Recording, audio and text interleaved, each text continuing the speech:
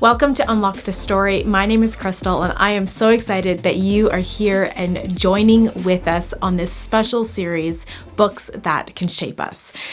Today in our time together, I want to take a moment to take a look at the book, The Artisan Soul by Erwin McManus. If you haven't been a part of this series yet, you can click in the description box or on the card over to our other book that we did, Madeleine L'Engle's Walking on Water. I can't speak English today, apparently. That was the first book that we took a look at, and I'm really excited to dive in to our second book here in this series, The Artisan Soul. So, what is this book about? Well, this book dives deep into the essence of being a creative person, an artist. So going behind the initial and more simple understanding, if you will, of the act of creating. This book, well, initially I would say it is attractive to people who are creatively inclined or call themselves artists. This book is actually aimed at all people who want to intentionally build their lives. So McManus, he views all people as holding the essence of being an artist within them. And in his book, he takes the time to uncover what that means for all of us and what that can look like. Really, truly, the subtitle says it the best: crafting your life into a work of art. So that is, in a very brief nutshell, what this book is about. So what did I take from this book the first time that I read it? So I first read this book, I would say 3-4 plus years ago or so. And the parts that impacted me the most were first the need to intentionally build a culture of creativity around me in my life. And this meant, or how I've taken it to mean, is prioritizing my own artistic expressions and thoughts and not letting my feelings of not being good enough or professional enough stand in the way of allowing myself to do the expression of creativity that I want to do in the moment. I was also challenged to create or find a tribe that would help feed me creatively. So those are some of the top things that I took away from it when I first read this book. And actually, I'm going to read right now quickly one of my favorite passages from this book. This is taken from page 53. There is a direct relationship between those who live most free and those who dream most. Captivity not only steals our freedom, but cripples our imagination.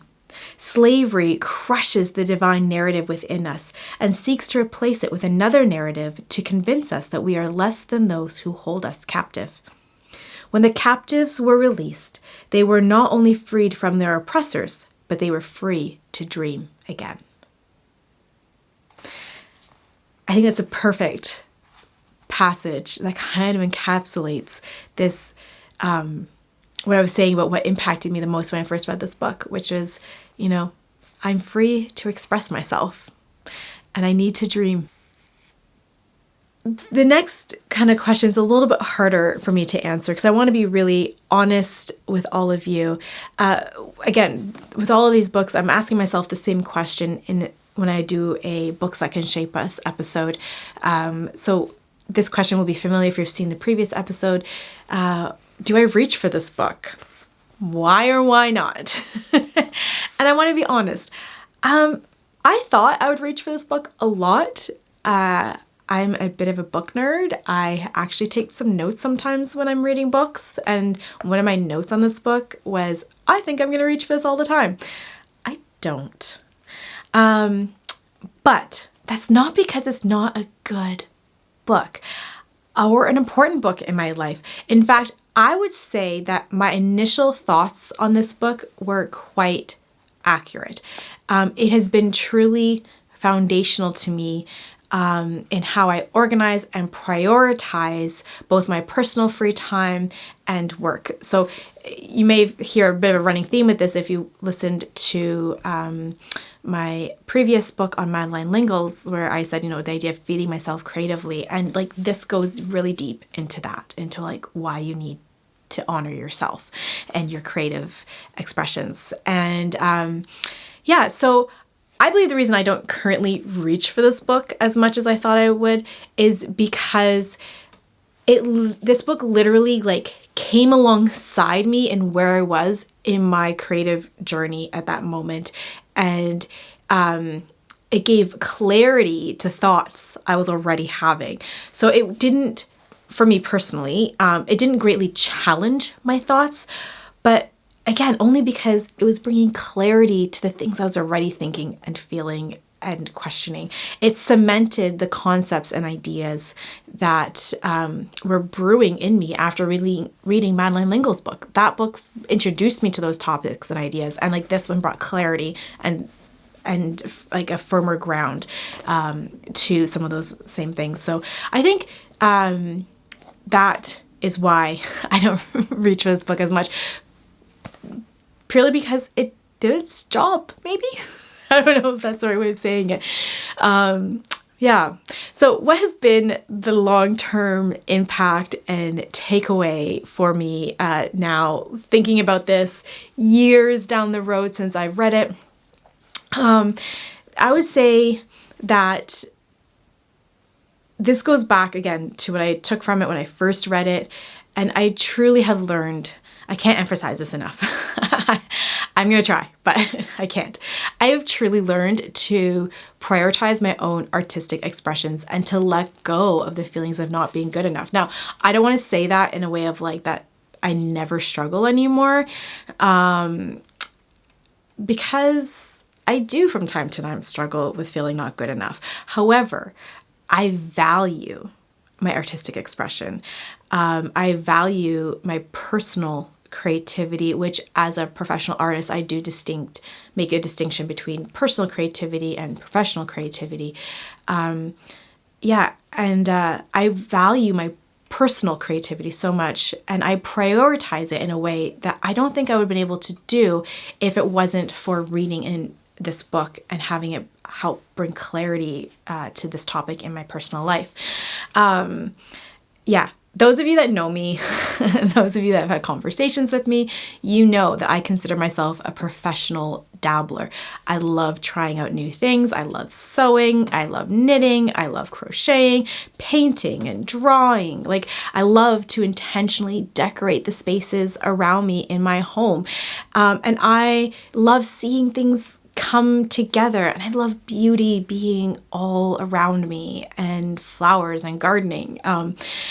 And I would say that I've really learned to use my spaces, for instance, my office and my studio and my home in general, as a external expression of who I am and who my family is. And 100%, this book enabled me to do that. And I am very grateful for those lessons that I learned, to take that time and to value those things.